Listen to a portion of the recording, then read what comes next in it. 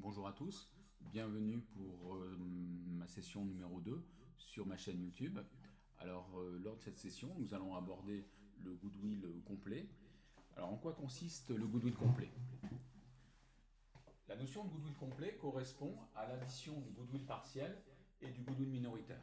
Le goodwill partiel, nous l'avons vu en première session, cela correspond au goodwill qui a été payé par la mère lors de l'acquisition des titres de participation sur une filiale. Donc, le goodwill des minoritaires correspond au goodwill qui a été payé lors de l'acquisition de titres par les minoritaires sur la filiale. Alors, pour déterminer ce goodwill des minoritaires, nous allons faire la différence entre le coût d'acquisition des titres payés par les dits minoritaires, le cas échéant après décote, auquel nous faisons la différence, moins le pourcentage d'intérêt minoritaire fois la juste valeur. Nous avons vu en première session que la juste valeur était abordée le plus souvent par l'actif net comptable corrigé. La juste valeur aussi que nous appelons en anglais la fair value. Maintenant, revenons sur le coût d'acquisition des titres par les minoritaires après décote, notion fondamentale pour déterminer le goodwill des minoritaires.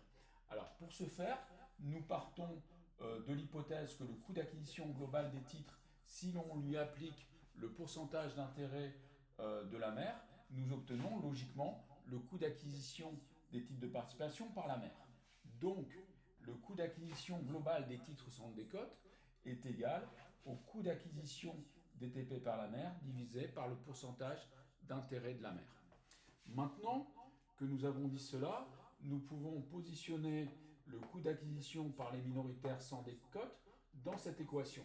Donc vous voyez, avec une accolade, j'ai indiqué que le coût d'acquisition par les minoritaires sans décote est égal au coût d'acquisition des TP par la mère divisé par le pourcentage d'intérêt mère.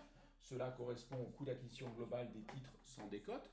Maintenant, nous cherchons à savoir sur ce coût global quel est le prix qui a été payé par les minoritaires dans une hypothèse où ils n'auraient pas supporté de décote. Donc nous multiplions maintenant la fraction coût d'acquisition des TP par la mère divisé par le pourcentage d'intérêt mère par le pourcentage d'intérêt minoritaire.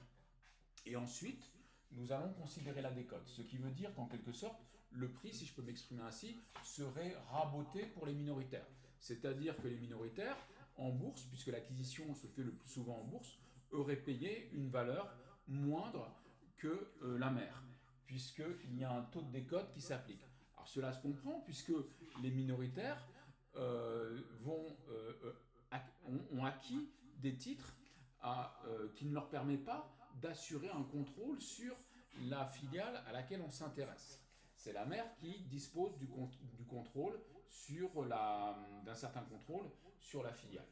Donc nous appliquons le taux de décote à la base de 100% et donc nous obtenons dans cette grande accolade ce qui correspond au coût d'acquisition des titres par les minoritaires après décote. Maintenant que nous avons leur coût d'acquisition par ces minoritaires, il suffit juste de soustraire leurs droits dans la juste valeur, c'est-à-dire exprimé par le pourcentage d'intérêt, leur pourcentage de propriété, fois la juste valeur des AID, des actifs identifiables net de PID. Voilà. Donc ce que vous devez bien retenir de cette vidéo numéro 2, session 2, c'est que pour trouver le coût d'acquisition par les minoritaires qui vous servira à déterminer le goodwill minoritaire et ensuite le goodwill complet, par sommation du goodwill partiel et du goodwill minoritaire, eh bien le coût d'acquisition par les minoritaires, vous vous dites prenez le coût d'acquisition des TP par la mère, vous divisez par le pourcentage d'intérêt de la mère et vous multipliez par le pourcentage d'intérêt des minoritaires. Ou si vous préférez, coût d'acquisition par la mère fois pourcentage d'intérêt minot divisé par pourcentage d'intérêt mère. Et ensuite, vous multipliez par, sur cette base de 100%, vous multipliez par, entre crochets, 100% moins le taux de décote de minorité. Et donc, vous n'avez plus qu'à soustraire, je me répète, le pourcentage d'intérêt minot fois la juste valeur. Voilà, cette session numéro 2 est terminée et je vous dis à la prochaine session, session 3, qui portera sur l'enregistrement du goodwill.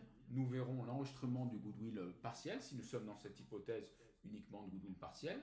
C'est ce que prévoient notamment les normes internationales IFRS 3, International Financial Reporting Standards.